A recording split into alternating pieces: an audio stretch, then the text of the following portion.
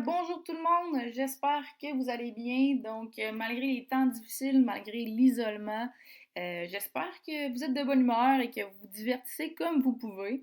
Afin là, de briser l'ennui, je vous propose de faire avec moi un cours sur les projections. Hein, parce que là, je suis certaine qu'après avoir écouté Netflix, après avoir scrollé toutes les vidéos inimaginables sur TikTok, vous vous dites, bon, qu'est-ce que je fais maintenant de ma journée? Pourquoi pas dessiner des objets qui m'entourent? Excellente idée, hein? On s'occupe comme on peut. Grâce aux projections, on peut prendre des objets en 3D et les dessiner. Je suis présentement à la page 19 de votre cahier de notes. Si vous n'avez pas votre cahier de notes en main, bien, sachez que vous pouvez aller chercher vos notes sur Classroom, hein, parce que vous êtes des gens débrouillards. Votre manuel de notes est bien évidemment en ligne, comme vous le savez. Quand je veux dessiner un objet en 3D, qu'est-ce que je vais faire? Bien, je vais utiliser les projections. Donc, ils vont nous aider à visualiser les 3 dimensions d'un objet, mais sur une feuille qui est en 2 dimensions. Donc, c'est l'objectif des projections. Comme je vous disais, la projection, c'est quoi? Ben, c'est une représentation d'un objet technique sur une feuille en 2 dimensions. D'abord, c'est important de définir les constituants de base d'un objet. Donc, vous avez le sommet, c'est les points de rencontre entre deux ou plusieurs arêtes. Donc, vous avez un sommet juste ici. Un arête, c'est quoi? Ben, c'est les lignes à 1 dimension d'un objet dessiné, qui est la frontière entre 2 faces. Et finalement, ben, vous avez les faces d'un objet qui est une surface plane qui constitue l'objet à proprement dit. Donc ici, on pourrait voir la face de devant, la face de dessus et la face de droite de notre objet. Donc quand on prend un objet en 3 dimensions, comment on fait pour le représenter en 2D? Bien, on va utiliser le dessin qui s'appelle le dessin à vue multiple. D'abord, pour pouvoir faire un dessin à vue multiple, il faut bien comprendre c'est quoi les vues. Les projections me permettent de dessiner les différentes vues d'un objet. Donc, pour comprendre les projections, qu'est-ce que je dois faire? Bien, je dois situer toutes les faces de l'objet selon les vues possibles. Nous, on va se pencher sur 3 vues principales qui nous permettent de dessiner un objet en 3D. Donc, un objet comporte plusieurs vues. Voyez-vous ici, si on plaçait notre œil au-dessus de la boîte. Donc, si je regardais la boîte en plaçant ma tête au-dessus de celle-ci, qu'est-ce que je verrais? Bien, je verrais la surface qui est ici. Donc, je vais la dessiner pour vous en jaune. Est-ce que je suis capable de faire ça? Non, oui, peut-être. Bon, pas beau aujourd'hui, ça a l'air. Donc, si je place mon objet, si je place mon œil au-dessus de mon objet, ben, je verrai la surface ici.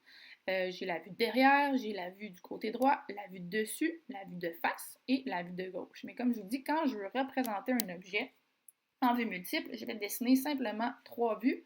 Je vais dessiner les vues suivantes. Donc, je vais dessiner la vue de dessus, la vue de face et la vue de droite. Donc, moi, c'est les 3 vues que je dois dessiner pour représenter un objet en 3D. Les autres vues sont des vues superflues à ma compréhension de l'objet, c'est-à-dire que j'ai simplement besoin des 3 vues ici pour pouvoir me représenter l'objet en 3D dans ma tête.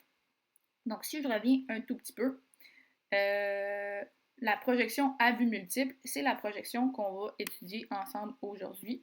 Donc, c'est la façon de dessiner un objet en 3D, mais sur une feuille en 2D. Donc, ce que je vais faire, c'est que je prends l'objet, et ici, voyez-vous, vous avez la vue de face. Donc, si je plaçais mon œil ici, ce que je vois, si j'oublie qu'il y a une profondeur et une hauteur, ce que je vois, ben, c'est simplement le côté brun de ma pièce. Donc, qu'est-ce que je viens de dessiner? Je viens de dessiner un carré comme ça ici, et ça représente ma vue de face. Donc, pensez que vous vous placez ici, vous regardez dans cette direction-là. Ce que vous voyez, bien, vous voyez simplement ce côté-là de la pièce, vous voyez simplement le côté brun, et vous venez dessiner ça sur votre feuille. Donc, ça serait la vue de face de mon objet. Donc, si je prends un objet un peu plus complexe, comme celui-là ici, bien, voyez-vous la vue de face, si je place mon œil ici, et je regarde dans cette direction-là, ce que je vais voir, ben, c'est un premier rectangle ici, et je vais y superposer une sorte de L au-dessus. Et quand je rapporte ça tout sur un même plan, parce que je vous rappelle, quand on dessine des vues, on dessine des projections. Et quand on dessine ces projections-là, à vue multiple, on n'a pas de profondeur ni de hauteur qui viennent rentrer en jeu. Donc, on dessine vraiment là, comme si on avait une vision d'enfant puis qu'on ne pouvait pas voir les profondeurs et les hauteurs.